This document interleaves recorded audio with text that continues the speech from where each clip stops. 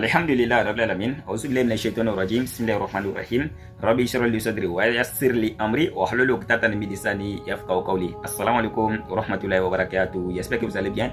Alhamdulillah Rabbil Alamin. La louange est toujours Allah qui est le Seigneur de l'univers. J'atteste qu'il n'y a point d'autre divinité qui mérite l'adoration sauf Allah et que Mohammed est le messager d'Allah. Alhamdulillah Rabbil Alamin. Juste un petit rappel pour nos frères et sœurs en islam, surtout même la jeunesse musulmane. Un conseil pour vous. Apprenons notre religion, c'est très important. Apprenons notre religion, c'est très important. Et donnons-nous à notre religion en réalité. Un peu.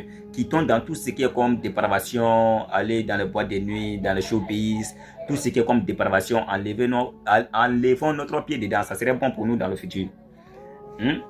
Et aujourd'hui, lorsqu'on dit à la jeunesse de quitter dans la dépravation ou bien d'arrêter la fornication, etc., tout ce qu'on prend comme dépravation là, lorsqu'on leur dit de s'en décater de ça, ils trouvent que nous, on est contre ce qu'ils sont en train de faire, ou bien nous, on est trop gawa, ou bien on est trop, d'après eux, on est trop second, ou bien on est trop, je ne sais pas comment dire en réalité, mais vous comprenez déjà.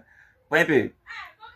Tout ce qu'elle nous a interdit dans le Coran là, si on s'interdit ça, ça serait bon pour nous dans les jours à venir. Et tout ce qu'elle nous a autorisé, et si on suit le chemin d'Allah, le commandement d'Allah dans le futur, ça serait bon pour nous. Hein? C'est que vous oubliez le mauvais comportement, parce qu'on a l'habitude de dire ici, voilà, laissez-moi faire ma vie, c'est ma jeunesse, attendez, je vais faire ma jeunesse d'abord, voilà, laissez-moi, je vais faire ma vie, etc., etc. Donc, dans le jour à venir, je vais me repentir, je vais devenir musulman, etc. Mon frère, la montre qui est sur ta main là, ça t'appartient, mais l'heure qui est dessus là, ça appartient au Créateur. Un peu, le temps appartient à Allah, ça t'appartient pas. Donc, ils vont dire, laissez-moi faire ma jeunesse, etc., etc. Allah dit, tout le monde goûtera la mort. On ne sait pas quand est-ce qu'on va mourir, on ne sait pas comment on va mourir, on ne sait pas à quel moment, à quelle heure même nous allons mourir en réalité. Hein, mon frère? Donc, ils sont là pour dire, laissez-moi, je vais faire ma vie, je suis en train de faire ma jeunesse, etc., etc. C'est que vous oubliez, quand nous on dit d'arrêter, ou bien quand il a interdit quelque chose là, c'est bon pour vous, hein. Allah dit de ne pas approcher à la fornication. Il dit, écartez-vous-en. Maintenant, nous on dit qu'on va faire notre jeunesse. Tu es en train de penser aujourd'hui. Ce qui va arriver demain là, est-ce que tu sais? Hein?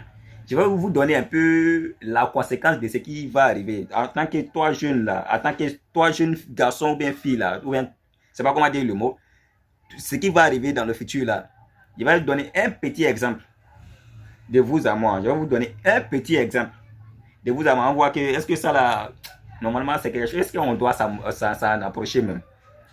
Imagine. Tu as fait ta jeunesse dans la dépravation, dans le connerie, etc. Tu as des enfants au mariage, tu as des enfants en dépravation dans la rue. Et du coup, après avoir fait tous ces conneries-là, tu as commencé à prendre de l'âge, tu t'es marié, tu as les enfants à la maison, c'est mélangé avec les enfants au mariage, etc. Quel bon conseil toi tu peux donner à tes enfants? Est-ce que toi tu peux dire à tes enfants de ne pas faire la fornication? Est-ce que tu peux interdire à tes enfants de ne pas aller dans le showbiz, etc.? Hein? Sachant que tout le monde a vu ton passé ici. Vous savez, aujourd'hui, il y a des vieux là, qui sont au quartier. Là. Il y a des réunions responsables. Là. C'est-à-dire, il y a des paroles là, ils ne peuvent pas parler dedans. Parce qu'ils ont trop gâté dans la jeunesse. Hein? Bon, on dit d'appeler les vieux pères du quartier, donc à venir, voilà. On va tous ensemble, on va essayer de conseiller un peu la jeunesse du quartier, etc. Ou bien la jeunesse musulmane, ou bien la jeunesse, en tout cas que ce soit la jeunesse. Et là, toi, tu as trop gâté dans le passé. Tes enfants sont là, il y a d'autres là, les mamans même, on ne les connaît pas. Leurs mamans, on ne les connaît pas. Et tous ces enfants là sont à la maison là-bas. C'est gâté, tu as trop gâté. Hein? On te donne, toi, tu vas dire quoi en réalité? En réalité, tu as devenu comment? Quand les autres vieux pères là, ceux qui ont passé toute leur jeunesse en train de parler de la religion, qui se sont bien éduqués et qui se sont écartés de ces choses-là. Toi, tu es parmi eux. Tu as gâté dans la jeunesse. Qu'est-ce que tu vas donner comme conseil là? Voilà pourquoi la plupart là, quand dans ces gens de réunion là, ils sont là, ils ont la tête baissée, ils ne peuvent pas lever leur tête. Ils ont trop gâté. Hein? Maintenant, vous qui sont les jeunes comme aujourd'hui là, vous pensez que l'éducation là, c'est lorsqu'on grandit, on peut avoir l'éducation. C'est pas comme ça se passe, hein, mon frère. L'éducation là, ça s'applique, ça commence depuis le bas âge. ce que tu n'as pas, le bon comportement que tu n'as pas appris dans la jeunesse, là, il y a certains âges, quand tu dépasses ça, là, tu ne peux plus changer. Tu ne peux plus changer. Voilà pourquoi nous, on a l'habitude de dire, c'est un vieux père malo, un vieux père comme ça, comme ça. Parce que depuis sa jeunesse, là, il a été malo. Il a été malhonnête. Bon, quand il va grandir maintenant, on va l'appeler au quartier maintenant, vieux père malhonnête. Hein? Tout commence par le bas âge d'abord.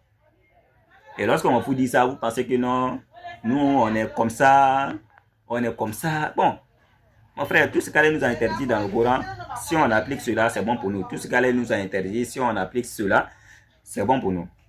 Et toi, tu es devenu vieux maintenant, tes enfants sont là, quelques bons conseils tu peux leur donner. Parce que dans la jeunesse, tu as trop gâté. Tu as trop gâté. Quel bon conseil toi tu peux leur donner? C'est quel bon conseil toi? Donc le comportement là, ça s'apprend. Le bon comportement, ça s'apprend. Ce que vous oubliez, c'est que il est très bon, il est très facile. Et subhanallah, il est très facile de télécharger un mauvais comportement et difficile de l'effacer. Allahu Akbar. Ce que vous oubliez, c'est qu'il est très facile, très facile de télécharger un mauvais comportement et très difficile de l'effacer. C'est très difficile de l'effacer.